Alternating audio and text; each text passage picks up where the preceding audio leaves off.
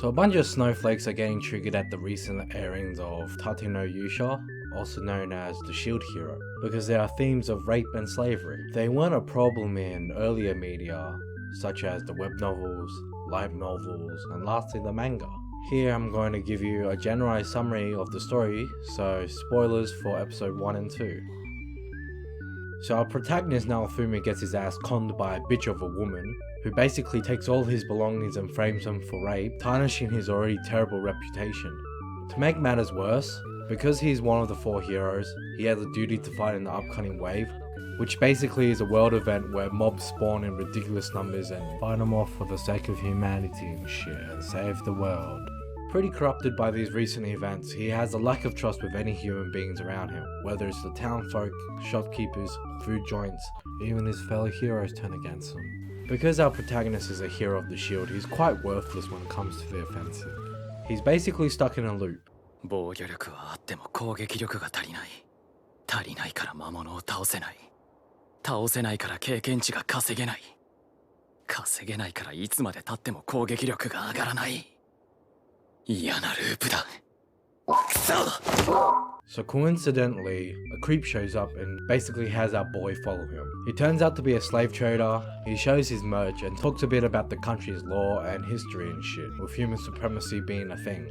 Also mentioning demi-humans, such as beastkin, and as their name implies, they're basically humanoid folk with animal-like features. Now our boy Naofumi started off as a pretty innocent guy who was pretty casual around everyone before the incident, so anyone in the right mind will reject the idea of having a slave, but one key word was all it took to convince the guy.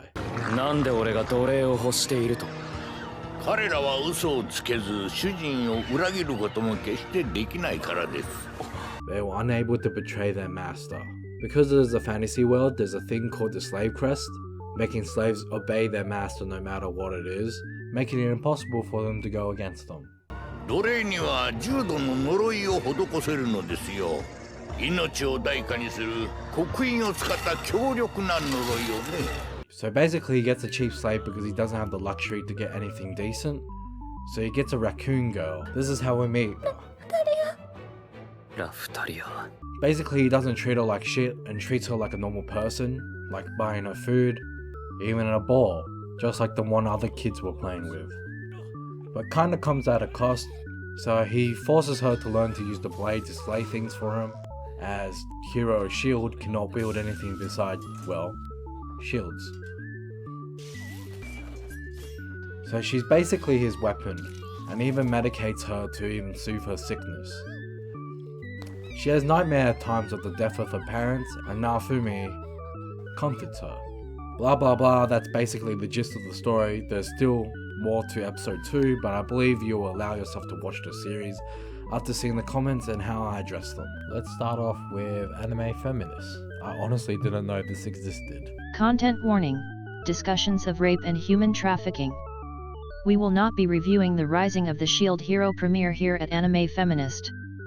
I watched the episode, and it was worse than I had imagined. I have never seen a series with such a deeply held, misanthropic victim mentality. I contemplated how to approach the review. I thought about pretending to review it from an incel point of view, but that felt a little too close to the truth. I thought about writing with vitriol and rage, but that honestly felt pointless. Our readers know why a series hinging on a false rape accusation and slavery apologism is wrong. Going into hysterics over it would only bring greater attention to it and give our detractors vindictive glee. Honestly, there's nothing wrong with, Anime Feminists, what they're doing right now. If they believe that their readers won't like the series, they have every right to not review it. Like, reading the comments right now, you can just see how negative everyone is towards the series, so there is no point of trying to start fire with anything. Next up, comicbook.com. Here's why everyone is up in arms over the Rising of the Shield Hero. Content and spoiler warning.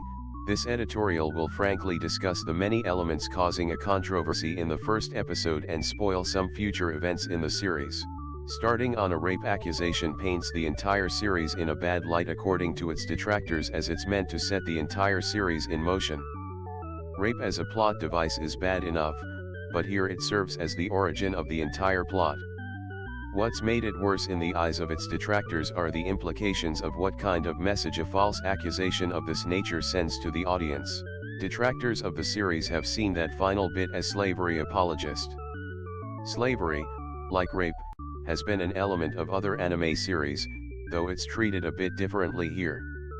Naofumi does purchase this young girl, named Raptalia, and he does keep her as a slave. Though it soon becomes clear that he has no interest in treating her as one. I don't believe the rape accusation was a plot device to move the story forward. Probably need to watch the anime again and watch the subtle details at the beginning of the show, where people are already starting to doubt Naofumi from the very beginning as soon as he arrived. You know, like the king ignoring his name, no adventurer wanted to follow him, there's already people spying on him, and other subtle hints. 市政勇者が召喚されたらしいぞ。この国で全員か。大丈夫なのか。ってことは、盾の勇者も。Next up is a post from Twitter of someone reviewing the anime, and here it is. Alright, so here's the rating system of the said reviewer. And speaking of set twist asterisk psi asterisk this is fair everything gets laugh. And by laugh, I mean repulsive.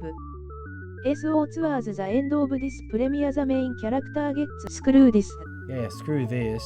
Anyway, the next two comments are from Kiss Anime, but they were removed. I'll try and recreate them the best I can. And they're pretty self-explanatory. A woman will never frame a man for rape.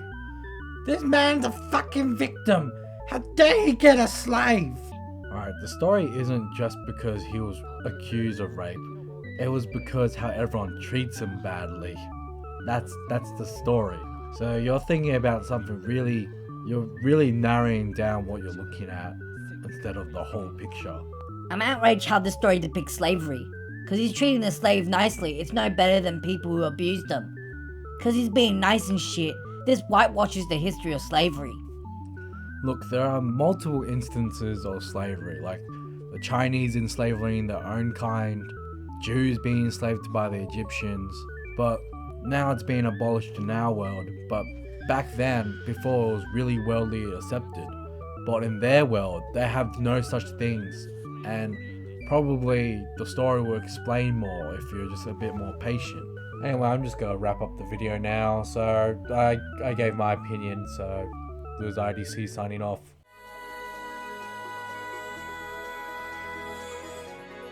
And it's